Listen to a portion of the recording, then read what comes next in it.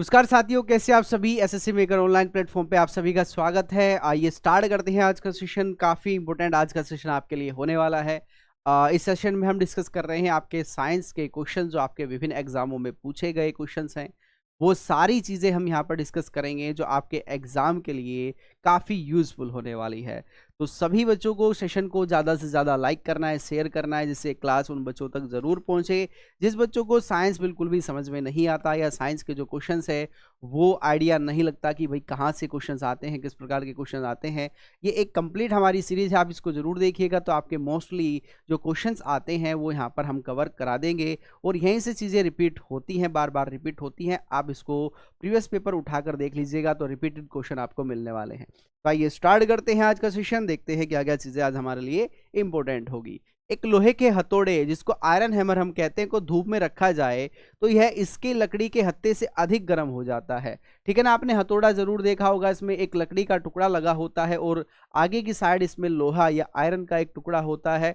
ठीक है, इनमें अगर दोनों को धूप में रख दिया जाए या पूरा हथौड़ा ही जो धूप में रखा जाए तो इसमें जो ज़्यादा गर्म होगा ये क्या गर्म होगा, तो लोहा उच्च ताप गर्म पर होता है, लोहा लकड़ी से काला होता है, लोहा अधिक उष्मा को शोक लेता है, लोहा उष्मा का सुचालक होता है। तो ध्यान रखिएगा, लोहा जो अधिक गर्म हो जाता है इसका रीजन ये है कि उष्मा का गुड कंडक्टर होता है। क्या होता है, इसका गुड कंडक्टर ये होता है, इसीलिए जल्दी क्या हो जाती है, जल्दी जो लोहे की जो आयरन की उसमें धातु लगी है वो ज़्यादा जल्दी गर्म उससे हो जाएगी, उष्मा का उसमें प्रभाव ज़्यादा रहता है। तो ऑप्शन नंबर सी यहाँ पर डी आपका सही हो जाएगा। If an iron hammer is kept in the sun it will be the hotter then its wooden handle because, ठीक है, इसका रीजन ये है क्योंकि वो गुड कंडक्टर है किसका, हीट का, उष्मा का।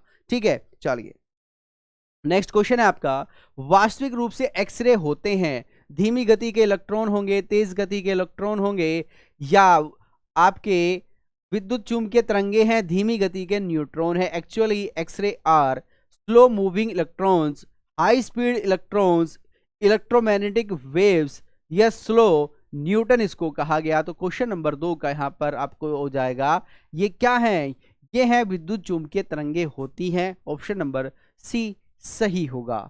ठीक है, चलिए नेक्स्ट क्वेश्चन आपका, किसी तापमान पर सेंटीग्रेड और फ़ारेनहाइट तापमान का समान होता है, इनका मान जो होगा ये समान होगा किस तापमान पर, 0 डिग्री पर, 273 -273 पर, -14 पर, या ±0 डिग्री इसको कहा जाएगा, ± डिग्री इसको कहा जाएगा। तो हम बात कर रहे हैं कि इट वो temperature does the value of centigrade and Fahrenheit. आप सभी जानते हैं जो तापमान है इसको सेंटीग्रेड और फ़ारेनहाइट दोनों में नापा जाता है, दोनों में इसका मेजरमेंट होता है, आंकड़े आते हैं। लेकिन यहाँ पर जो -40 डिग्री होता है, कितना -40 डिग्री होता है, ये दोनों के लिए इक्वल होगा। इक्वल मतलब समान होगा, चाहे आप इसको सेल्सियस पर निकालें चाहे आपको यहाँ पर फ़ारेनहाइट पर निकालें। अगर -40 डिग्री तापमान है तो ये तापमान यहाँ पर समान हो जाएगा। तो ये आंसर आपका यहाँ पर बिल्कुल सही होने वाला है, ऑप्शन नंबर सी यहाँ पर सही होगा। आप क्वेश्चन को एक क्वेश्चन का आंसर आप सभी बच्चे कमेंट में करेंगे, जो मनुष्य का बॉडी है, ह्यूमन बॉडी है, इसका जो सामान्य तापमान होता है फ़ारेनहाइट में वो कितना होता है। डिग्री सेल्सियस में आप सभी जानते होंगे, लेकिन आपको फ़ारेनहाइट में इसका आंसर करना है, जल्दी से बताइए। किसी स्वच्छ जल के जल वाले तापमान के आभासी गहराई वास्तविक से कम दिखाई देती है, इसका कारण क्या है। कोई साफ जल है, ठीक है, ठीक है ना, कोई साफ जल है, इसकी जो गहराई है ये वास्तविक गहराई से आपको कम दिखाई देगी। जैसे आप स्विमिंग पूल में जाते हैं, इसमें स्विमिंग पूल में बिल्कुल साफ यहाँ पर क्या होता है, पानी होता है, लेकिन ये आपको क्या दिखाई देगा, ये आपको कम गहरा दिखाई देगा। इसका रीजन क्या है, अपवर्तन। क्या है इसका रीजन हो जाएगा, वो अपवर्तन के कारण आपको कम दिखाई देता है। The apparent depth any fresh water temperature appear less than actually deep, तो यानी कि जितनी उसकी डीप है उसके एक्चुअली वो उतना दिखाई नहीं देता। The reason for it this, इसका रीजन क्या है, इसका रीजन है रिफ्रैक्शन, ना कि रिफ्लेक्शन, ये है रिफ्रैक्शन। रिफ्रैक्शन इसका रीजन हो जाएगा। तो ऑप्शन नंबर आपका यहाँ पर ए सही होगा। दीर्घ दृष्टि संपीड़ित व्यक्ति की विशिष्ट दृष्टि से न्यूनतम दूरी 20 सेंटीमीटर, 24 सेंटीमीटर, 25 सेंटीमीटर या 15 centimetre. The minimum distance on distinct vision of a person with long, ये साइडेडनेस इसको कहा जाएगा 20 सेंटीमीटर है, 24 है, 25 है या 15 सेंटीमीटर है। तो क्वेश्चन नंबर 5 का आपका आंसर हो जाएगा सी, यानी कि 25 सेंटीमीटर इसकी न्यूनतम दूरी होती है, जो कि एक नॉर्मल मानव के लिए होना चाहिए। ठीक है ना, स्पष्टतः आपको यहाँ पर इतनी दूरी पर चीजें दिखाई दें। ठीक है, चलिए यहाँ तक किसी को कोई डाउट इसमें नहीं होगा। क्लोरोफॉर्म बनाने के लिए निम्नलिखित में से क्या उपयोग में लाया जाता है? इथेन लाते हैं, मीथेन, इथिन, ये एसिटिलीन। क्लोरोफॉर्म जो बनती है इसमें यूज में क्या होता है? वो which of the following is use to be make a chloroform? Chloroform बनाने के लिए जो यूज किया जाएगा इनमें से कौन सा तत्व है जो यूज किया जाएगा? तो मीथेन का इसमें यूज किया जाता है। मीथेन सबसे ज्यादा कहाँ पर पाई जाती है? आप सभी जानते हैं, दलदली क्षेत्रों में, धान के जो खेत होंगे वहां पर पाई जाएगी, जहां पर मवेशी बंधे होते हैं वहां पर पाई जाती है, या जहां पर आपने देखा होगा खदानें होती हैं। क्या होती हैं? खदानें होती हैं, वहां पर क्या पाई जाती है? मीथेन गैस वहां पर पाई जाती है। ठीक है, चलिए तो ऑप्शन नंबर बी यहां पर आपका हो जाएगा। जल की कठोरता किसकी उपस्थिति से होती है? मैग्नीशियम बाइकार्बोनेट की, विरंजक चूर्ण की, सोडियम की, या इनमें से कोई नहीं। What is the hardness of water due to expense is presence? किसकी प्रेजेंस से? मैग्नीशियम बाइकार्बोनेट है, ब्लीचिंग पाउडर जिसको हम कहते हैं, विरंजक चूर्ण भी इसको कहते हैं, सोडियम है, नन ऑफ दीज है। तो भाई ध्यान रखना, क्वेश्चन नंबर 7 आपका हो जाएगा मैग्नीशियम बाइकार्बोनेट। इसी के साथ जो सल्फेट होता है, सल्फेट, इसी के साथ आपका जो क्लोराइड होता है, क्लोराइड, इनके शामिल होने से भी जो जल है ये हार्ड जल बन जाता है। ठीक है ना, इनके मिश्रण से भी हार्ड जल बन जाएगा, कठोर जल बन जाएगा।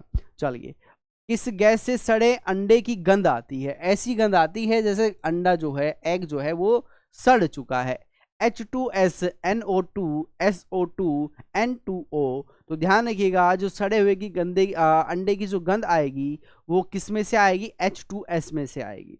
और आज आपको सभी बच्चे, जितने भी बच्चे क्लासेस देख रहे होंगे, उन बच्चों को आज का होमवर्क है, आपको बताना है कि H2S ये किस गैस को कहते हैं, ये किस गैस का नाम है? गैस का नाम है। ठीक है ना, चलिए ये आपको बताना है। नेक्स्ट क्वेश्चन है आपका, प्लास्टिक बोतल या बाल्टी बनी होती है पॉलीएथिलीन टेराफ्लेट की, पॉलीविनाइल क्लोराइड की, उपयुक्त में से दोनों, या फेनोलिक अम्ल की। प्लास्टिक बोतल और बकेट इज मेड ऑफ, ये किसकी बनी होगी भाई? तो ध्यान रखिएगा, जो प्लास्टिक की बोतल होती हैं ये बनी होती है किसकी? ये बनी होती है आपकी उपयुक्त दोनों, यानी कि ये पॉलीएथिलीन टेराफ्लेट की और पॉलीविनाइल क्लोराइड, जिसको पीवीसी हम कहते हैं। क्या कहते हैं? पीवीसी। अगर आपसे कभी पूछ लिया जाए कि पीवीसी की फुल फॉर्म क्या है, तो पॉलीविनाइल क्लोराइड इसको कहा जाता है। जैसे आपने घरों में भी देखा होगा ना कि भाई हमने तो पीवीसी का पाइप लगवाया है, ठीक है, हमने तो पीवीसी का सबमर्सिबल पाइप लगवाया है, ठीक है, हमने पीवीसी का जो है टैंक रखवाया है। तो ये क्या है? ये प्लास्टिक बनाने में सहायक होता है। ठीक है, चलिए, नींबू रस का पीएच मान होगा लगभग 9.0, 2.4, 7.0। The pH of lemon juice will be approximately, तो लेमन जूस का जो पीएच मान होगा ये 2.4 होगा। और ये क्या होगा? ये एक अम्लीय है। ये क्या है? एक अम्लीय पदार्थ हो जाएगा, ये अम्ल हो जाएगा, अम्ल। क्योंकि जो ये पीएच मान होते हैं इनको कंसिडर किया जाता है 0 से 14 तक। अगर 7 पर देखा जाए तो ये उदासीन होता है। उदासीन मतलब ये हो जाएगा, ना तो इसका स्वाद आपको अम्लीय तीखा लगेगा, ना इसका स्वाद आपको कड़वा लगेगा, ये उदासीन यहाँ पर हो जाता है। तो अगर नींबू आपसे पूछ लिया जाए कैसा है, तो ये आपका अम्लीय में आएगा, उदासीन। भाई उदासीन लिखना है, उदासीन। ठीक है, चलिए नेक्स्ट क्वेश्चन, गेहूं की रोटी बनाने के गुणों को प्रभावित करने वाला पदार्थ क्या है? कि वो जो गेहूं के रोटियां होती हैं इनके जो गुण हैं इसको प्रभावित करने वाली कौन सी चीज है? ग्लूटीन है, ग्लोबुलिन है, ग्लाइसिन है, या लाइसिन है? The substance affecting bread making properties of wheat is, क्या होगा? तो ये हो जाएगा आपका ग्लूटीन। ग्लूटीन की मात्रा अगर इसमें ज़्यादा हो जाएगी तो रोटी बनने में प्रॉब्लम होने वाली है। तो ऑप्शन नंबर ए सही हो जाएगा। चलिए, एक कठोर परिश्रम करने वाले पुरुष की दैनिक ऊर्जा की आवश्यकता होती है 3000 कैलोरी, 2700 कैलोरी, 4000 कैलोरी या 6000 कैलोरी। तो ध्यान रखना, एक नॉर्मल जो व्यक्ति होता है, ठीक है, एक नॉर्मल जो व्यक्ति होता है अगर ये कठिन परिश्रम करता है तो इसको लगभग 3500 से 4000 के बीच जो कैलोरी की आवश्यकता पड़ती है। कितनी? 3500 से 4000 के बीच इसको कैलोरी की आवश्यकता पड़ने वाली है। तो ऑप्शन नंबर सी होगा। चलिए, नेक्स्ट है आपका, रुधिर के प्लाज्मा में निम्नलिखित में से किसके द्वारा एंटीबॉडी निर्मित होता है? मोनोसाइट है, लिम्फोसाइट है, इओसिनोफिल है या न्यूट्रोफिल है? Antibodies are produced by the which of the following in the plasma of blood? Monocyte, lymphocyte, एनोल्फिन, ठीक है ना, या इओसिनोफिलिन जिसको कहा जाता है, या न्यूट्रोफिल इसको हम कहते हैं। तो क्वेश्चन नंबर 13 का ऑप्शन नंबर बी आपका सही हो जाएगा। ये क्या है? लिम्फोसाइट इसको कहा जाएगा। नेक्स्ट है आपका, प्रतिवर्ती क्रियाओं का नियंत्रण केंद्र कहाँ होता है? प्रमस्तिष्क में, अनुमस्तिष्क में, कशेरुकी रज्जुका में या तंत्रिका कोशिका में, नर्वस सेल जिसको हम कहते हैं। तो ऑप्शन नंबर 14 इसका जो होगा ये कशेरुकी स्पाइनल कोड जिसको हम कहते हैं, इसमें प्रतिवर्ती क्रियाओं का नियंत्रण केंद्र होता है।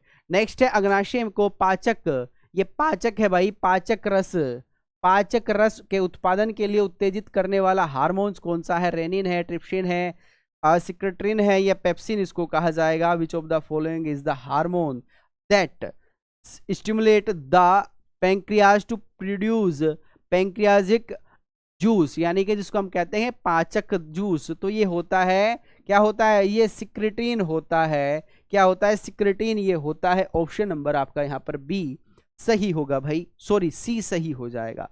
कौन सा? ऑप्शन नंबर सी यहाँ पर सही हो जाएगा। तो ये था आज का आपका सेशन। क्वेश्चन टोटल यहाँ पर हम डिस्कस करते हैं 15 भाई, 50 और 15 क्वेश्चन हम यहाँ पर डिस्कस करते हैं।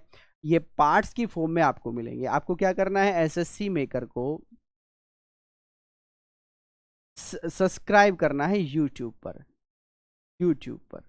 यूट्यूब पर तो आपको ये सारे पार्ट्स वहाँ पर मिल जाएंगे।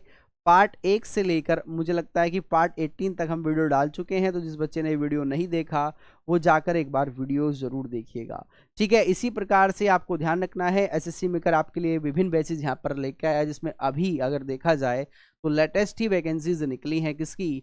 ये वैकेंसीज आई हैं एसएससी सीएचएसएल की, जिसमें आपको 1600 वैकेंसीज वहाँ पर हैं। इसके फॉर्म अप्लाई हो चुके हैं।